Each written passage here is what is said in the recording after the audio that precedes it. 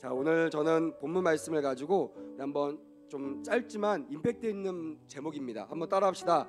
수련회 출정 예배. 이런 설교 들어본 적 있으십니까?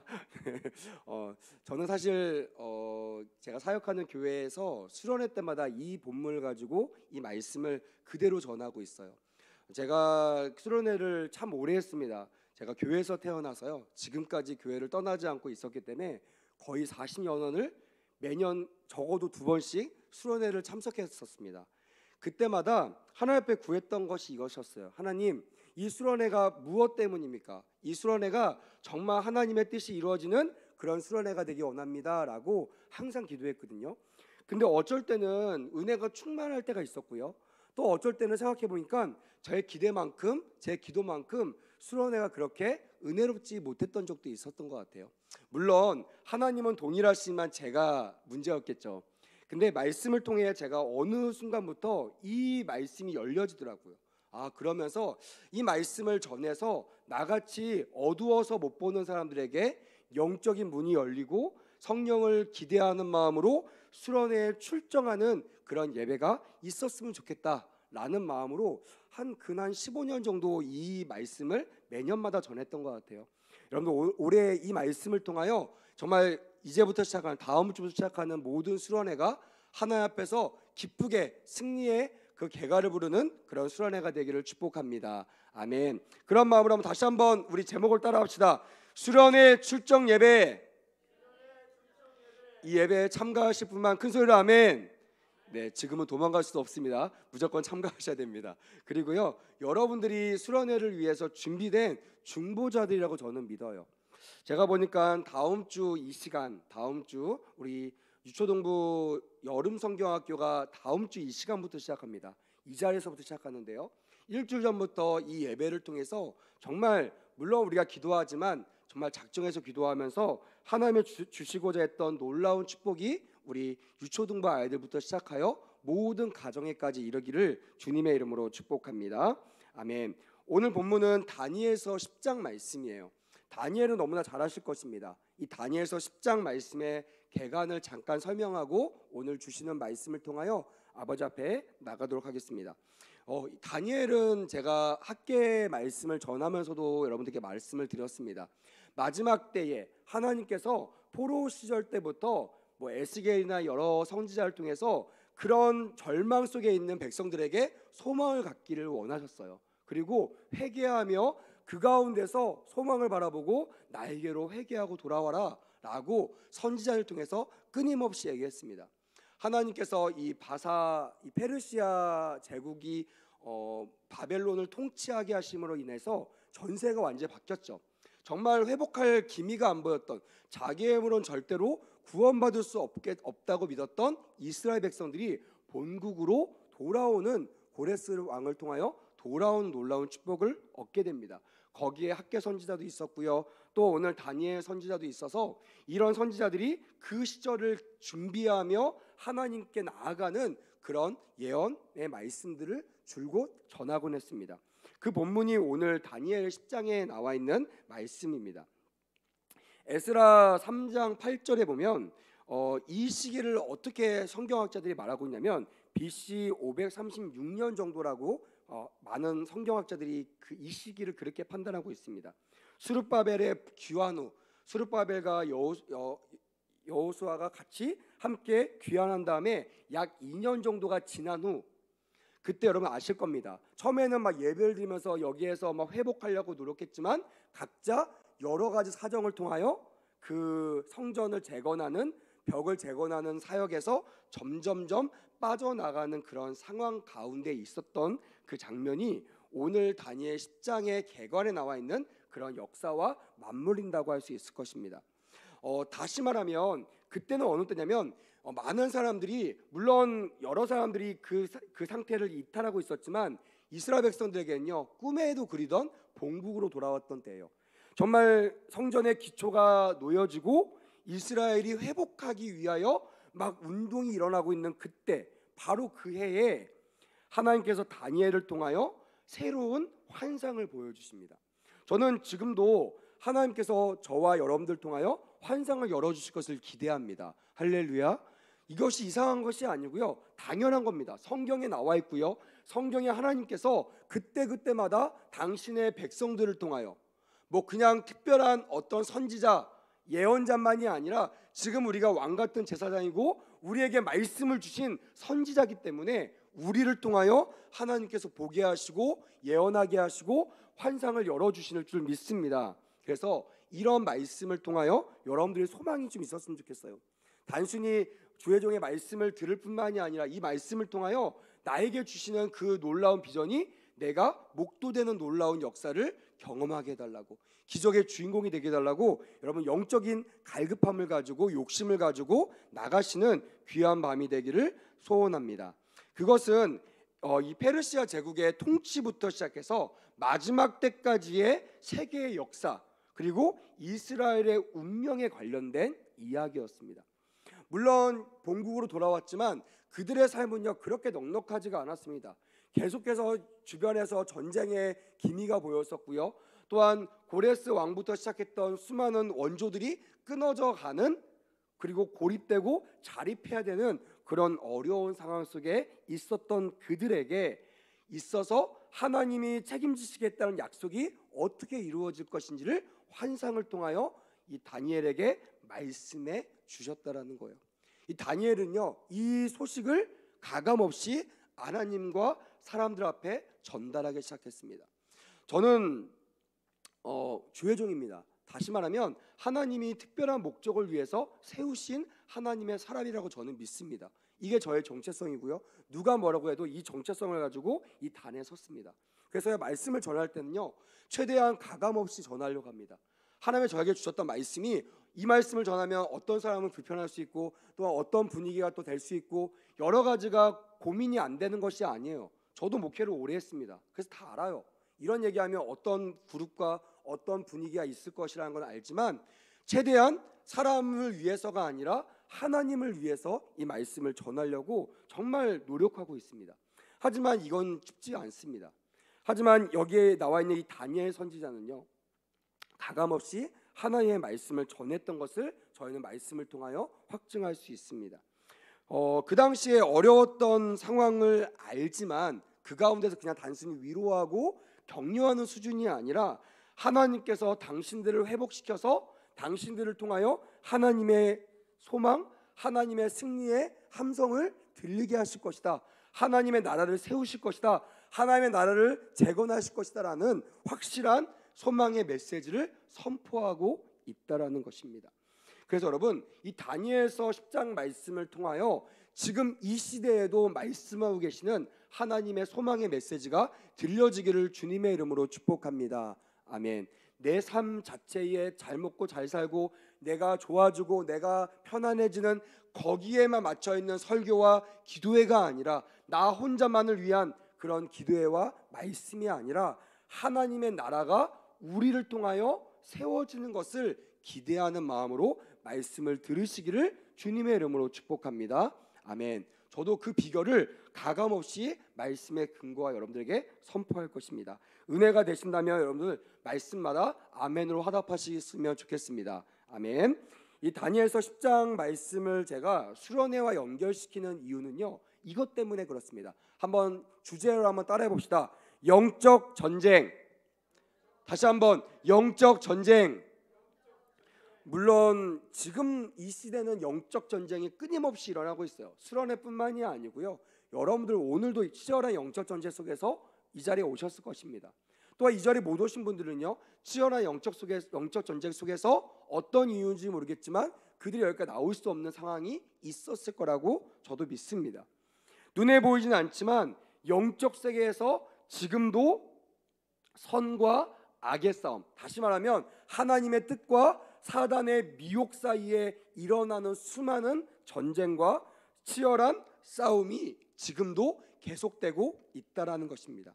그래서 우리는 항상 주님의 뜻 가운데 적어도 1년에 2번 정도는 우리의 영적인 상황을 역전시키며 영적인 상황을 돌파해 나가는 귀한 은혜의 시간을 우리는 맞이하게 됩니다. 그거를 우리는 수련회라고 저는 정의하고 있어요. 모르겠습니다. 우리 교회는 수련회가 많은지 안 많은지 모르겠어요. 제가 올해 부임했기 때문에. 제가 바라기는 뭐 여름 수련회뿐만이 아니라 뭐 남성교회, 여성교회 또한 각 목장마다 뭐 거대한 수련회가 아닐지라도 영적 전쟁에서 힘을 줄 수 있는 그런 돌파가 일어나는 그런 귀한 시간들이 일어나기를 주님의 이름으로 축복합니다. 아멘. 담임 목사님을 초청하시고요, 부목사님을 초청하시고요, 전도사님을 초청하시고요, 또 여러분들 알고 있는 영적인 거장들을 초청하셔서 그런 역사적인 사역들을 일으켰으면 좋겠습니다. 특별히 지금 진행하고 있는 여러 전도 활동 가운데서도요, 항상 나갈 때 그냥 나가지 마시고요, 영적 전쟁하기 위해서 영적인 그런 싸움을 꼭 기도회를 통하여 승리하며 나가시는 우리 모두가 되었으면 좋겠습니다. 전쟁을 준비하면서 전쟁을 받아들인 사람의 세 가지 종류가 있다고 합니다. 첫째는 무서움과 여러 가지 이유로 싸워보지도 않고 항복하는 사람이 있다고 해요. 이런 사람이 있어요. 학교에서도요, 등치 큰 친구들이 싸움을 걸어오면요, 뭐 어떤 사람이든 다 한번 붙어보자 이런 것이 아니라 딱 보고 내가 저 사람한테는 안 되겠다 해서 손을 들고 그냥 그 밑으로 들어가는 사람들이 있습니다. 뭐 학교만 그런가요? 회사도 마찬가지입니다. 딱 가면요, 저 사람은 내가 한번 겨뤄보면 한데, 그러면 열심히 경쟁을 하지만 내가 저 사람은 절대로 이길 수 없어 하면요, 대부분의 사람들이 그 밑으로 싹 들어갑니다. 왜요? 내가 싸워보지도 않고도 내가 저 사람한테 절대로 이길 수 없다라고 판단하기 때문입니다. 쉽게 얘기하면요, 수련회와 빗대면 수련회 자체를 참가하지 않는 사람이 여기에 속한다고 믿습니다. 내가 작년에도 해봤고 재작년에도 해봤는데 안 돼. 별거 없더라고 뭐 이러면서 수련회를 자체를 신뢰하지 않고 수련회를 통하여 영적 돌파를 기대하지 않는 사람들은요, 절대로 이 수련회에 참석하지 않습니다. 제가 남녀 성교회 뭐 목장마다 이런 거 하십시오라고 영적 권면을 아무리 해도요, 여기에 대한 경험이 없는 사람들은요, 그 말을 한 귀로 듣고 한 귀로 흘려보냅니다. 목사님 왜 귀찮은 얘기를 하십니까? 그냥 조용히 넘어가면 안 돼요? 이렇게 생각하는 사람들이 있을 겁니다. 근데요, 경험한 사람들은 다릅니다. 그 말을요, 하나님의 음성으로 들어요. 왜? 내가 돌파했던 경험이 있기 때문에. 여러분, 저도 수많은 어려운 성도들을 돌파시키고 일으켰던 경험이 있거든요. 그들을 위해서 기도할 때 하나님께서 말씀하세요. 저 가정에 가서 작정 예배를 선포하셔라. 저 사람한테 가서 뭐 3일 됐던 5일 됐던 금식 기도를 선포하세요. 이런 음성을 듣습니다. 그래서 그거를 그냥 전해요. 뭐 그 사람이 부담스러워하든지 부담스러워하지 않든지 전합니다.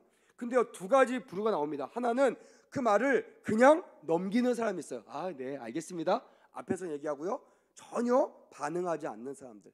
다음 주에 똑같은 상황 때문에 기도 제목을 가지고 나옵니다.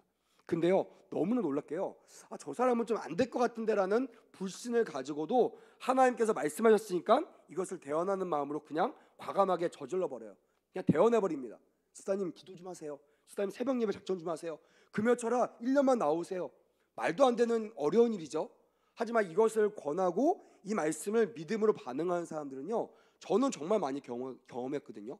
정말 내 힘으로 풀리지 않는 문제들이 풀려지는 것을 경험했다는 것을 믿으시기를 주님의 이름으로 축복합니다. 아멘. 그래서 주의 종들은요, 주께서 말씀하시면요, 가감없이 전해야 됩니다. 왜? 저는 주의 종이니까요. 제가 이 교회를 움직이는 사람이 아니라 하나님이 이 교회를 움직이는 분이라는 걸 믿으면요, 그분의 종이라면 나의 판단과 상관없이 그분이 하시는 말씀을 전해야 될 줄 믿습니다. 아멘. 이것은 목사뿐만이 아니에요. 중직들도요, 또한 목자들도요, 교사들도요, 이런 담대한 사명감을 가지고 선포하시기를 주님의 이름으로 축복합니다. 아멘. 이제 앞으로 시작하는 모든 수련회를 준비하는 우리 부서들도요, 이것을 두려워하지 말고 선포했으면 좋겠어요. 작정기도 선포하시고요, 금식기도 선포하시고요, 금요철 때 나와서 기도하자고 선포하시고요. 뭐 아무도 안 나오면 어떻습니까? 그 마음을 선포하시면요, 그 마음에 합한 사람들이 나올 것입니다. 그러면 그 사람을 통하여 놀라운 역사가 일어나게 될 줄 믿습니다. 아까 제가 말했듯이 반응하지 않는 사람, 무서움으로 항복하는 사람, 시도도 하지 않는 사람은요, 그들의 가능성은, 따라합시다, 빵프로.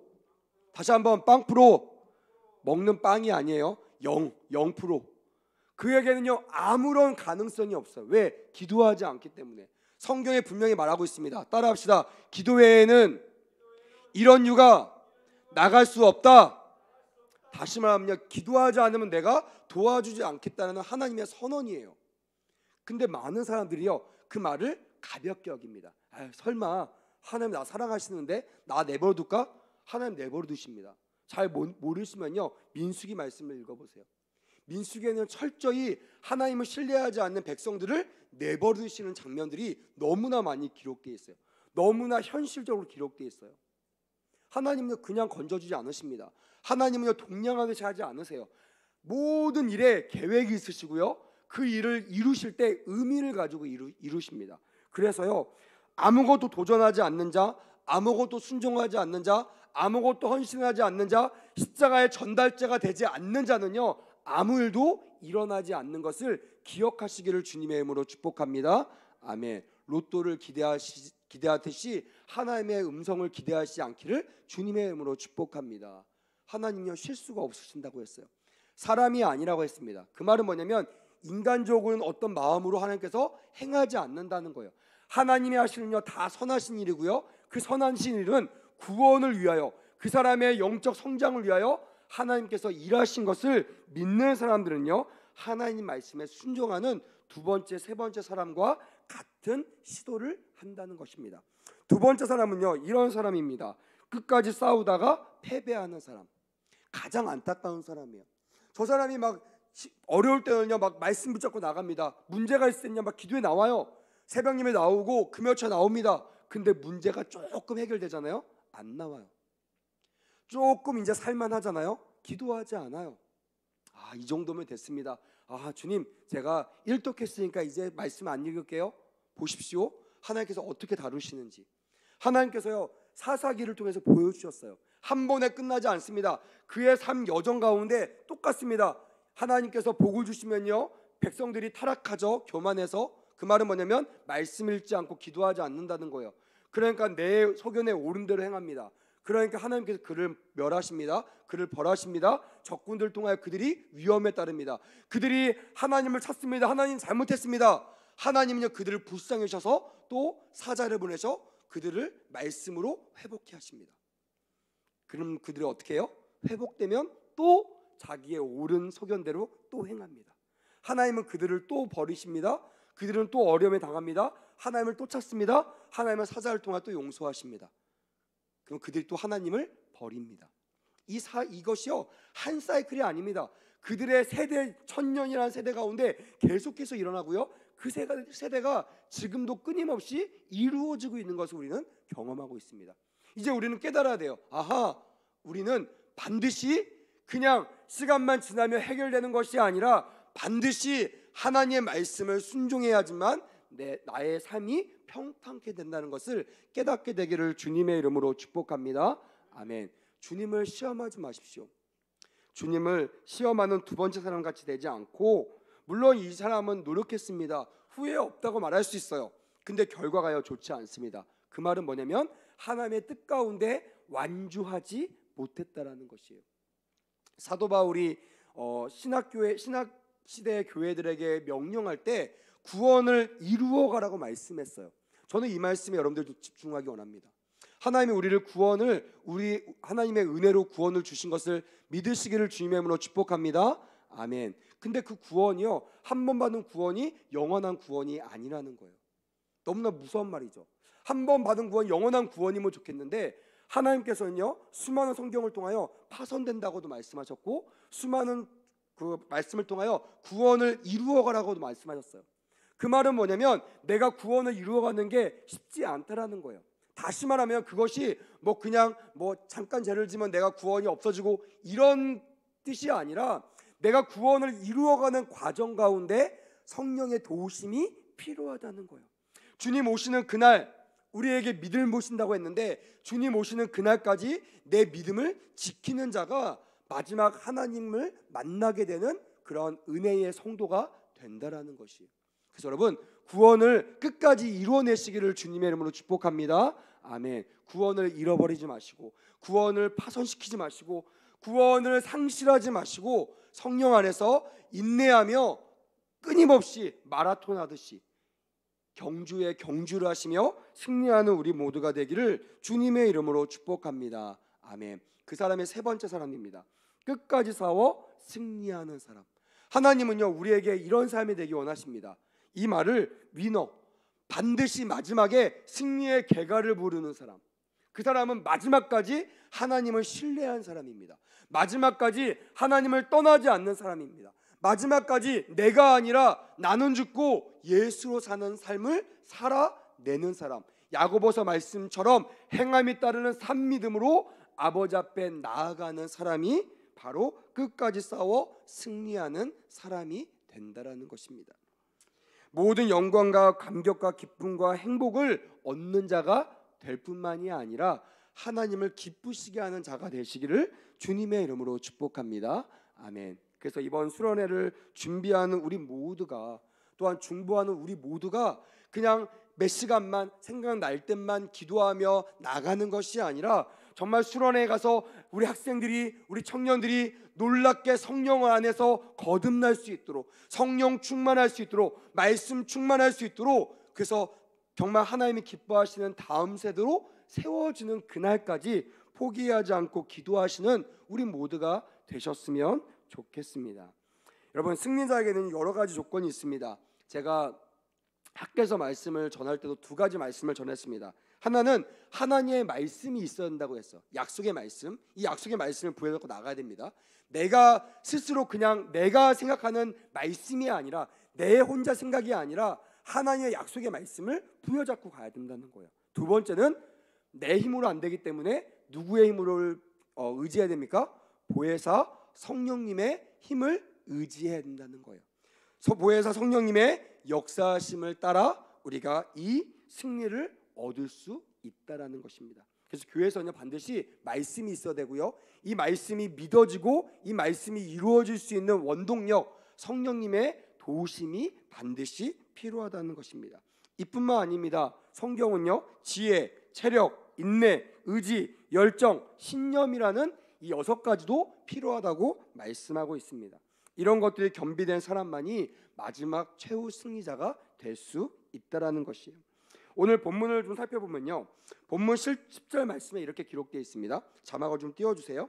한 손이 있어 나를 어루만지기로 내가 떨었더니 그가 내 무릎과 손바닥이 땅에 닿게 일으키고 라고 말씀하십니다.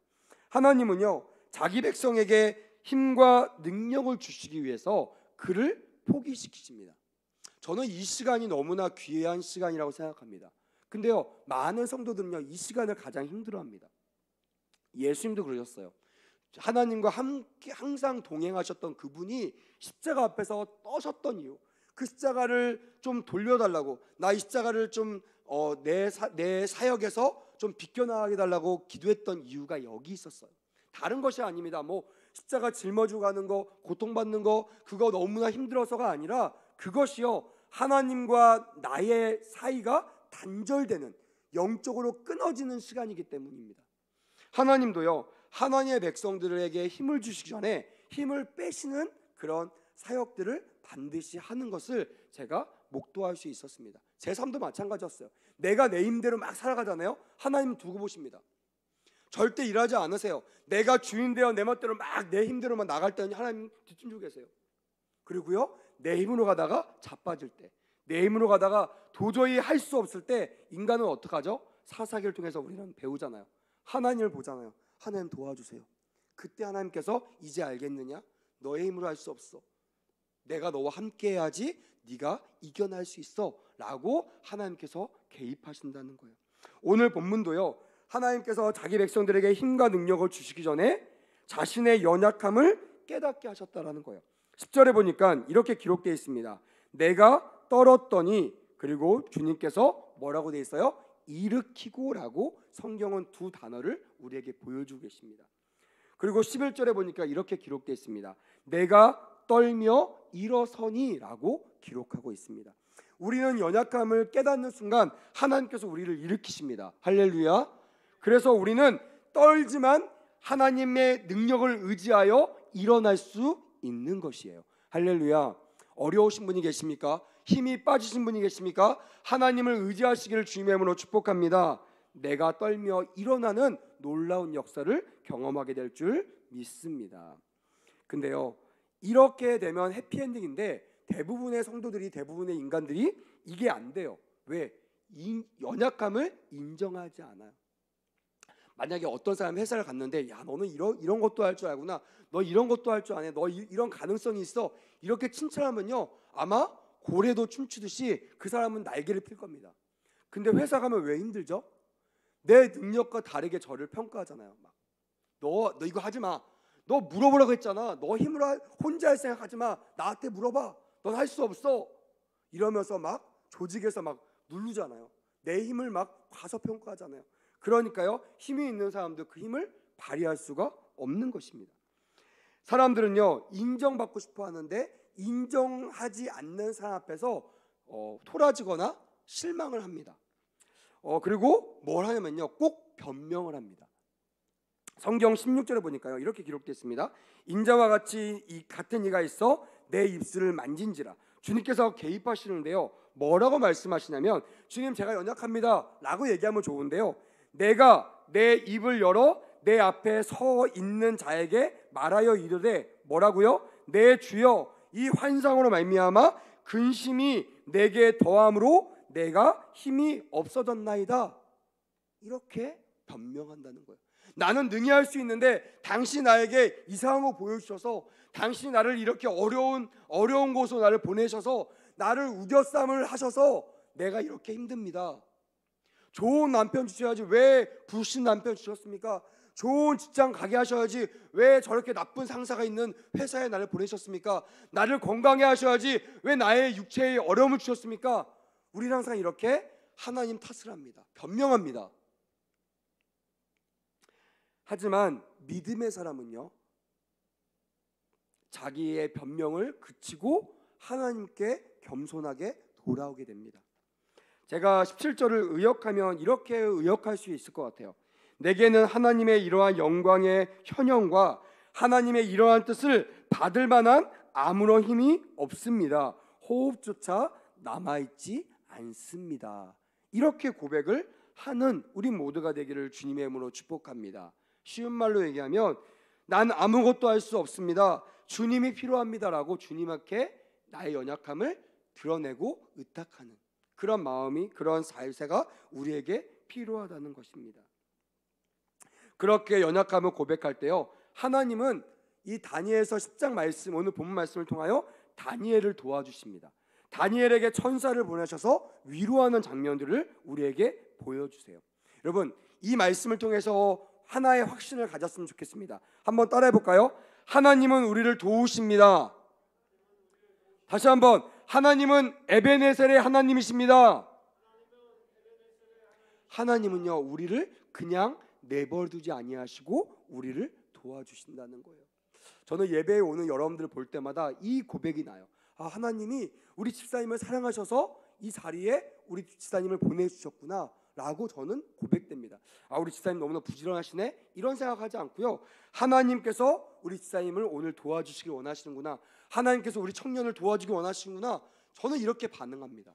여러분, 하나님 여러분들 부르신다면, 예배 자리를 부르신다면 여러분들을 도와주는 것임을 믿고 할렐루야로 반응하시는 우리 모두가 되기를 주님의 이름으로 축복합니다. 아멘. 그럼 하나님이 우리를 어떻게 도우시는지 짧게 6가지로 살펴보겠습니다. 첫 번째는요, 위로하시는 거예요. 하나님은요, 천사를 통해 위로하십니다. 10절 말씀해 보니까 한 손이 있어 나를 어루만지기로 라고 되어 있어요. 이 한 손이 누굽니까? 천사의 손이죠. 하나님께서요, 그 인자의 손을 내밀어 그를 어루만져 주신다는 거예요. 저는 이 말씀을 어떻게 받았냐면요, 이렇게 받았어요. 만약 하나님께서 그를 만져주지 않으셨다면 그는 여전히 엎드러져 있었을 것이구나.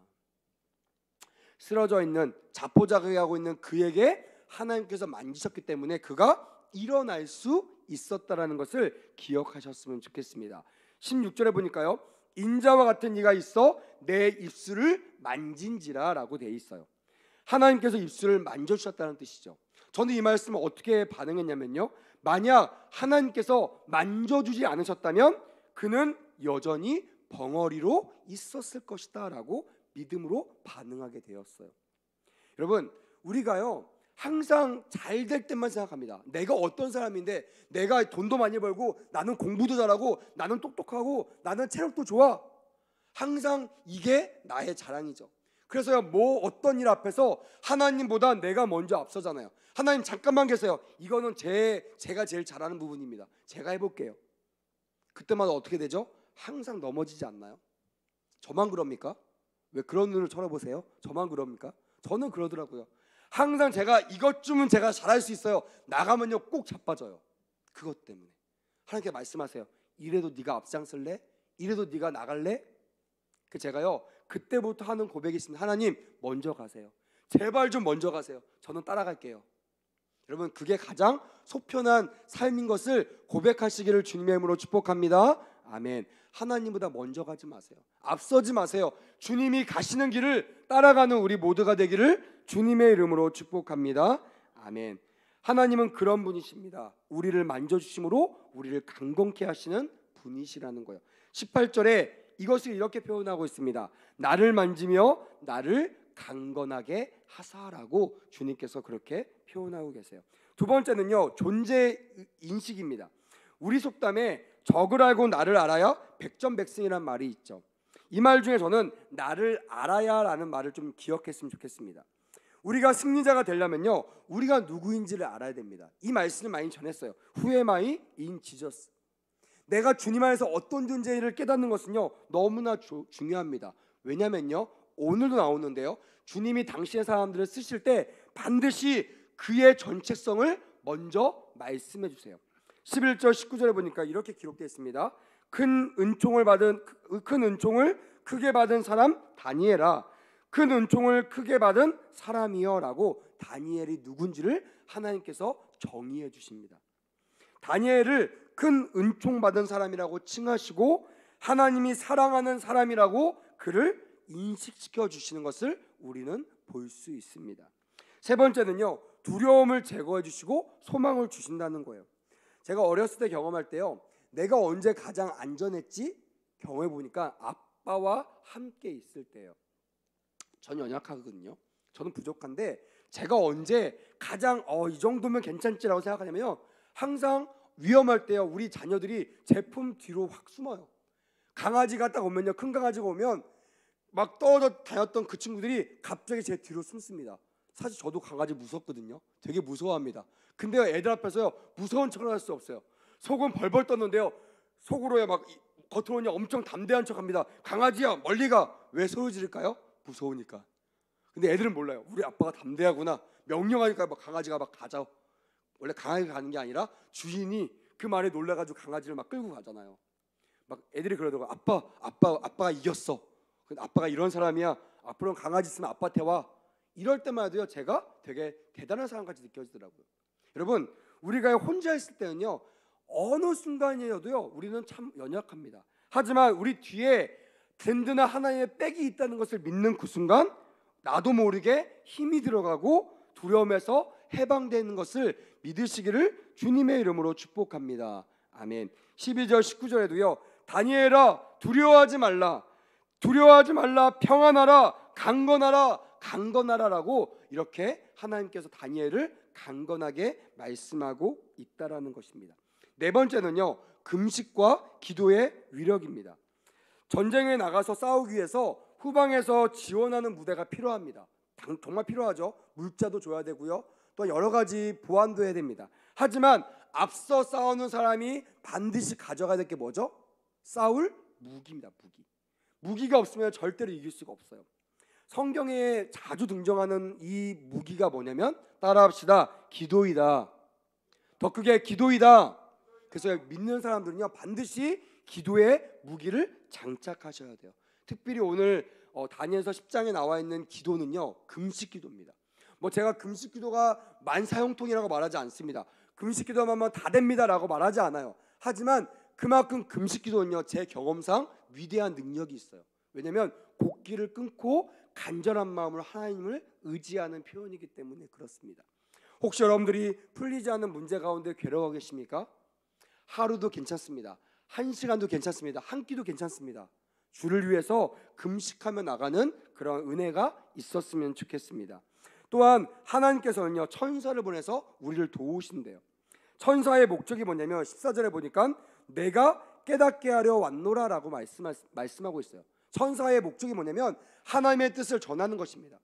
다시 말하면 지금 이 자리에 목사가 설교하고 있지만 하나님이 천사를 보내셔서 여러분들을 세워주시고 깨닫게 하시는 것을 믿으시기를 주님의 이름으로 축복합니다. 아멘. 성령 하나님께서 여러분들에게 역사하고 계신다는 거예요. 그래서 우리는요 세상에 나가서 반드시 하나님의 능력을 사용하기 위해서 이 기도의 무기를 쓰셔야 됩니다. 오늘 본문 20절에 보니까 바사 군주와 싸우려니와 라는 말씀이 있어요. 이 본문에 나오는 이 바사는요 페르시아를 말하고 있습니다. 근데 성경의 세 가지 버전을 보면요 조금 쉽게 이해할 수 있어요. 공동 번역에 보니까요 페르시아 호국신이라고 신의 이름을 이렇게 기록하고 있습니다. 그냥 페르시아가 아니라 페르시아 호국신, 다시 말하면 페르시아를 지키고 있는 신이라고 말하고 있어요. 표준 세번역에는요 페르시아 왕국의 천사장이라고 말하고 있습니다. 페르시아를 다스리고 있는 천사의 장을 말하고 있고요. 현대인의 성경에 보면요 페르시아 제국을 지배하고 있는 강한 악령들이라고 구체적으로 표현하고 있습니다. 이건 뭘 말하고 있냐면요 단순히 바사 군주와 싸웠다는 말은 바사 왕과 싸웠다는 말이 아닙니다. 누구와 싸웠다는 거예요? 영적으로 바사 제국 페르시아를 잡고 있는 악한 영과 싸웠다라고 해석해도 무관하다는 거예요. 여러분 제가 기도의 이 무기를 설명하면서 반드시 여러분들이 열려져야 될 부분은 이겁니다. 우리가 기도할 때요 그냥 뭐 기도하라니까 기도하지 이게 아니라 이 기도는요 싸우는 무기인데 누구랑 싸우냐면 내가 믿는 나를 도와주는 하나님과 나를 방해하는 이 사단, 이 백운 지역을 둘러싸고 있는 악한 영과 싸우는 그런 장면이라는 거예요. 여러분들 싸워서 이기시기를 주님의 이름으로 축복합니다. 아멘. 특별히 오늘 13절 또한 9장 21절에 보니까요 이 미가이라는 이 천사는요 이스라엘의 수호 천사입니다. 다시 말하면 이스라엘을 도와주는 천사입니다. 교회를 보호하는 천사예요. 그래서 여러분들이 이 시간 주의 이름으로 기도하시면요 하나님께 천사를 동원하셔서 여러분들 도와주실 줄 믿습니다. 아멘. 그런 은혜가 우리 모두에게 있기를 주님의 이름으로 축복합니다. 오늘 결론을 맺도록 하겠습니다. 이 기도의 응답을 제가 말씀을 드리고 싶은 건데요 이 여러 가지 과정을 통하여 하나님께서 기도에 응답하셨다는 것을 성경에 기록하고 있습니다. 12절에 보니까요 이렇게 기록하고 있습니다. 결심하던 첫날부터 내 말이 응답 받았으므로. 다시 한번 결심하던 첫날부터 내 말이 어떻게 됐다고요? 응답 받았으므로. 첫날부터요 주님께서요 오케이 응답하셨어요. 근데 왜 이 기도가 20일 동안 다니엘이 금식하며 기도할 때까지 기도 응답이 안 됐죠? 13절에 그 이유가 기록되어 있습니다. 한번 13절 읽어볼 수 있나요? 한번 읽어볼까요? 시작. 바사 왕국의 군주가 21일 동안 나를 막았으므로 라고 성경은 분명하게 기록하고 있어요. 여러분들이 기도하는데 기도 응답이 안 된 이유가 뭐 믿음이 없어서도 아니고 또한 기도를 잘못해서도 아닙니다. 왜 기도 응답이 안 됐다고요?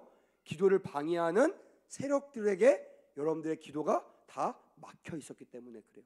그래서 강력한 돌파의 기도가 필요하다는 것입니다. 제가 이 수련회에 앞서서 이 수련회 출정 예배의 말씀으로 이 말씀을 꼽는 이유가 여기 있어요. 특별히 여러분 수련회는요 우리에게 너무나 귀한 시간임을 믿으시기를 주님의 이름으로 축복합니다. 아멘. 우리 청소년들이 학생들이 주님 만나는 시간이기 때문에 그래요. 그만큼 다시 말하면요 사단이 가장 공격력이 심할 때가 언제일까요? 수련회 때입니다. 그래서 수련회 때는요 5만 가지 일이 다 벌어져요. 꼭 오기로 했던 친구들이요 펑크 냅니다. 가정에 막 우화가 생겨요. 올 수 없는 환경이 나고요. 왔는데요 막 시험 들죠. 왔는데 막 체하죠. 왔는데 다치죠. 막 믿는 사람을 통하여 막 이 회방을 놓쳐 난리도 아닙니다. 왜요? 당연하죠. 전쟁터기 때문에 그래요. 전쟁터가 조용하고 왔습니까? 시끌벅적합니다. 그래서 조회종들은 알아야 돼요. 저 치열한 전쟁 가운데 이 깃발을 들고 하나님께 더 돌파하며 나가는 우리 모두가 되기를 주님의 이름으로 축복합니다. 아멘. 이것이 조금 더 수월하려면요 이것을 미리 알면요 다니엘처럼 금식을 미리미리 선포하고 미리미리 기도로 준비하는 시간이 있어야 된다는 거예요. 제가 수많은 교회 사역하면서 이걸 했다고 했잖아요. 제가 이 말씀을 전하고 작정기도합니다. 뭐 좀 오래 할 때는요, 청년들하고 한 달 동안 작정하며 새벽 예배를 작정했던 적도 있어요. 새벽에 나와서 새벽 예배 막 돌파하며 나가고 막 기도하고요, 철야 기도 막 아무도 없는데 우리끼리 와가지고 막 부흥회 하는 거예요. 얼마나 힘든지 한 15일 지나니까요, 기진맥진 돼가지고 사역을 못 하겠더라고요. 근데 했어요. 왜? 21일도 이렇게 힘겹게 했는데 이 정도는 해야지 하면서 막 했어요. 한 달 후에요, 수련회 가기 전에 이미 청년들이 막 불바다 됐고요, 성령 충만해가지고 수련회 올라가는 첫날부터 막 방언받고요, 막 은사받고 성령 충만해가지고요, 첫째 날부터 기도응답이 열려진 것을 믿으시기를 주님의 이름으로 축복합니다. 아멘. 첫째 날부터 우린 뭐 했냐면 셀레브레이션만 했어요. 감사만 했어요. 찬양만 했어요. 막 전화가 오기 시작하는 거예요. 막 아픈 친구들이 막 낫기 시작하고요, 가지 못하는 환경이 열려지기 시작하고요, 회사의 길이 열려지고요, 취업이 되고요. 수련회 가운데 갑자기 연락이 와가지고 1시간 가서 면접 보고 온 적도 있어요. 대학교 떨어졌는데요, 추가 모집으로 합격한 적도 있었어요. 그런 일이 벌어지더라고요. 말도 안 되는 일이 벌어지죠. 여러분, 왜요? 기도 외에는 이런 이유가 나갈 수 없기 때문에 그렇습니다. 말씀 마무리하겠습니다. 여러분, 우리의 기도가 달라져야 됩니다. 그냥 맹목적으로 기도하라니까 10분, 15분 어떻게 기도하지? 이렇게 기도하면요, 여러분 전쟁에서 다 망합니다. 못 이겨도요, 한번 싸워보자라는 마음으로 끝까지 이겨나가는 우리 모두가 되기를 주님의 이름으로 축복합니다. 아멘. 여러분 믿으십시오. 반드시 우리의 싸움엔 우리가 승리자가 됨을 믿으시기를 주님의 이름으로 축복합니다. 아멘. 왜냐면요, 주님께서 이미 이 싸움의 승전보를 우리에게 주셨기 때문에 그래요. 이제 우리가 기도할 때는요, 주님 주시옵소서 주시옵소서 이런 비굴한 기도가 아니라 담대한 선포 기도를 하십시오. 나을지어다, 해결될지어다, 악한 것들이 떠나갈지어다. 할렐루야. 그리고 하나님께 영광 올려드리는 귀한 기도로 바뀌어지는 은혜가 있기를 주님의 이름으로 축복합니다. 아멘. 다음 주에 이 시간 우리 유초동부 여름 성경회가 시작됐는데요, 여러분 선포하십시오. 이 백운 지역에 있는 믿지 않는 자들 다 몰려올지어다. 할렐루야. 우리 아내가 목요일날 전도를 나갔는데 저한테 그러더라고요. 목사님, 이번에 엄청 많이 올 것 같아요. 그래서 제가 그랬어요. 왜 그러십니까? 그랬더니 여기에 안 믿는 애들이 엄청 많다는 거예요. 진짜 밭이라는 거예요. 여러분 진짜 복된 교회입니다. 주변에 교회가 없잖아요. 안 믿는 사람이 그렇게 많은데 전도지 받는데요, 다 그냥 받는데요. 교회가 많은 교회는요, 전도지 주면요, 애들이요 다 알아요. 좋은 선물 주는 전도지 받고요, 나쁜 선물 주는 전도지는 버려요. 안 받아요. 야갔어요. 근데 얘들이요 순수할 수밖에 없습니다. 비교 대상이 없어요. 유일하게 백운 속에만 주면요, 이거 받고 좋아하는 거예요. 할렐루야. 그 친구들이 다 몰려오게 될 줄 믿습니다. 이거 가지고 기도하면요, 다음 주 이 자리가 가득 메워지는 놀라운 역사가 일어나게 될 줄 믿습니다. 다음 주 여러분들 꼭 오셔야 됩니다. 할렐루야. 또한 방송으로 보시는 우리 중보자들 꼭 오시기를 주님의 이름으로 축복합니다. 우리 학생들의 부모님들도 오셔서요, 학생들 위해서 기도하십시오. 다음 주에는요, 성령의 충만을 위해서 기도하고 말씀도 전할 것입니다. 예배가 좀 길 수 있어요. 예배가 길어도 괜찮습니다. 왜요? 주님이 원하시기 때문에 각오하시고 오십시오. 우리 어린아이들이요, 첫날부터 은혜 받으면요, 둘째 날 셋째 날 셀러브레이션만 합니다. 감사만 해요. 영광만 올려드릴 줄 믿습니다. 그런 은혜가 정말 다음 주에도 일어나기를 간절히 원하는 마음으로 오늘 기도하는 우리 모두가 되기를 주님의 이름으로 축복합니다. 아멘.